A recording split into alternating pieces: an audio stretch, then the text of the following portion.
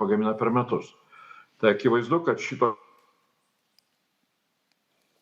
išbandyti mūsų pasirengimą gintis ir tą situaciją reikia radikaliai keisti ir tam ir reikia to, ką aš pavadinau didžiojo sprogimo tam tikros veiksmų logikos.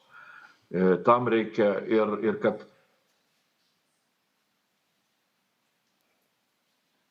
kartu su NATO, nes NATO vysto naujus gynybos planus į patirtį Ukrainoje, kitais metais jie turbūt bus. Ir NATO taip pat tvirtins naujus reikalavimus. Labai reikia turėti tankų, kiek reikia turėti kitų reikalavimus. Norime paversti šių tokių europinių planų mūsų gynybos pramoniai, keldami klausimą, ar jie gali kiekį pagaminti per artimiausius 5